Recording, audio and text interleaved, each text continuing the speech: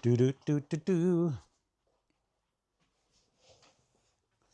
Hey there, folks. How you doing? Tory, Favro, horror author and your reviewer. Well, we're back again. Thank you so much. We've got over 300 subscribers to the YouTube channel now, and I'm ever so grateful. I love sharing these things with you, and I hope I can do so for a very long time to come. I need some feedback and thoughts on this, though. This is a review channel. It's just me talking as well. But as you can imagine, there's no co-host. There's just me. So sometimes I feel like, how long should I talk for? How long should a video be? Is a 4 to 8 minute review okay? Do you want more? I mean, if I had the time to consume more media, I would certainly be happy to share that with you. But I think at the moment, as time increases, I may have better opportunity to do so. But for now, it's going to be around, well, except for when I talk too much like this, it's they're fairly short and sharp. So I hope that's okay. But we're trying to get them out every second day to you. Okay, so in this particular video, I think I might become a little bit unpopular. I've got the stuff I'm going to talk about. Oh, and by the way, don't have thousands of dollars to be spending on books. So I've purchased, I just purchased another book today, but I just bought this one 2 days ago. It's called The Cold House. So that is my book purchase by A.G. Slatter. It sounds interesting. So I'll let you guys know what my thought is on that. Today, though, the review is Goosebumps, number 3, Monster Blood. So far, I've been keeping my Goosebumps promise, guys. I better hold that up again because I've got to do that for the thumbnail. Why do I think I'm going to be unpopular with this one? And I hate to say it because I love Goosebumps, but this book could have been so much better. And I know it's written for kids, but this book could have been there will be spoilers in this one because otherwise it sort of it won't make sense why I dislike it. All right, so anyhow, a kid called Evan is staying with his great aunt Catherine and her cat, and great aunt Catherine is deaf and she's also a bit odd. Mum and Dad have gone, I can't remember where, somewhere else to try to find a house for Dad's moving for work. And so Evan ends up making a friend down there, and goodness me, I've already forgotten her name. Let's see here, Andy. Yeah, Andy and Evan's dog Trigger. They go on adventures around town. There's local bullies. And they go to an old toy shop and they find a tin labelled Monster Blood. Even though it's on the shelf, the man doesn't want to sell it to them. The person who owns the toy shop, doesn't want to sell it to them. And you go, okay, fair enough, something bad about that. It's meant to be $10. He sells it for $2 because it's out of date. And Evan takes it home with Andy and they open the can. Now, so far the story's going good, and you're introduced to the two brothers who are bullies that go around town stealing stuff, and they're just little deadbeats. They open up the tin of Monster Blood, and the goo in it, I think of it like slime, starts growing. Trigger accidentally eats some, and you think, okay, this is going to be a bit of nasty work. I do apologise. I'm having a lot of interruptions today. We live in the city and we live right near where the ambulances leave. I can't do anything about the sirens.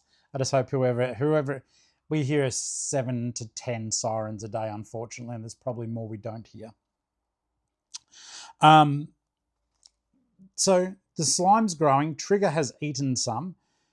Trigger starts developing, and the bullying increases. And then, you think, okay, this is all coming together well. There is a sense of dread about the slime growing.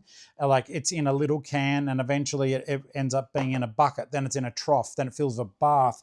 Evan gives Andy some to look after and it starts growing on her as well.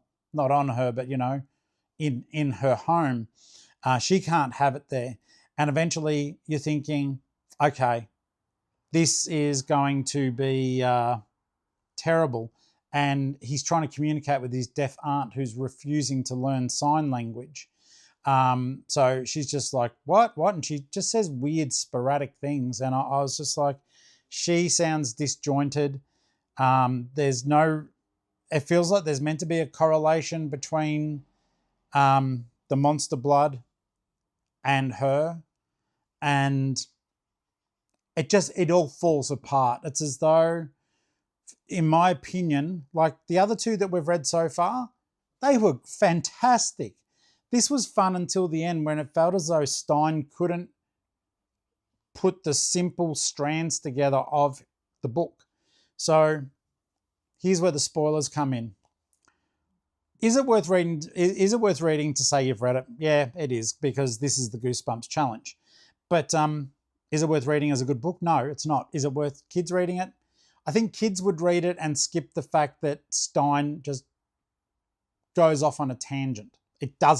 The book doesn't make sense. Let me explain why. At the end, there is a big standoff. The monster blood is just now absorbing things and people. It absorbs the two twins, the bully twins, who have beaten the absolute snot out of Evan. But that's not their punishment, like not Evan punishing them. That's just what happens. The monster blood gets them. Then he runs into his house with Andy, and Aunt Catherine's there. Aunt Catherine basically can talk, but she can't hear. And she's like talking, and then all of a sudden, out of the blue, the cat says words to the effect of, "I'll kill you all." Where did that even come from? Like, where? Where did that even come from? So basically, I'll see if I probably won't be able to find it. Sarah Beth is the cat. So yeah, out of the blue, we find out that Sarah Beth is basically a young woman, a shapeshifter, and Sarah Beth says, "All of you must die, all of you." The whole way through, the cat is there, but it's just as a nasty cat. And then next thing you know, it's a shape-shifting cat.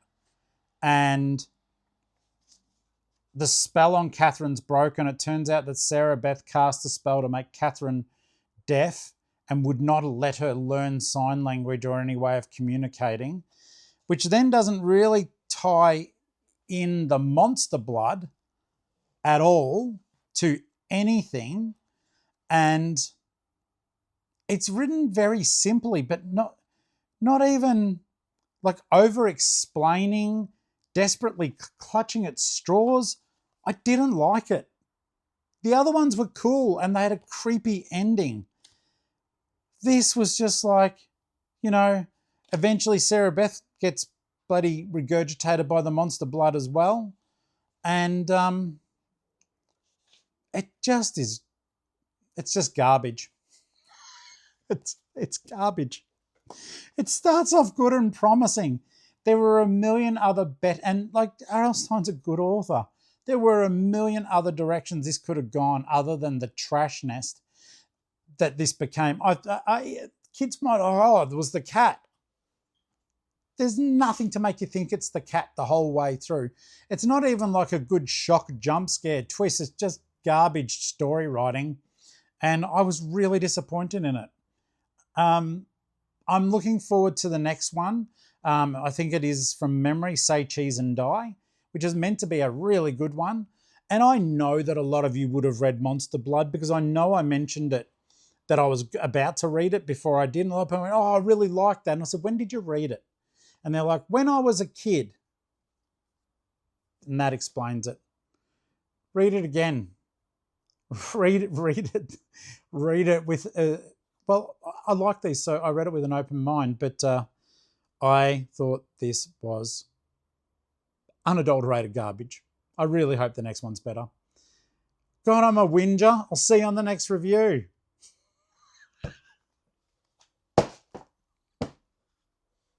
Don't throw books.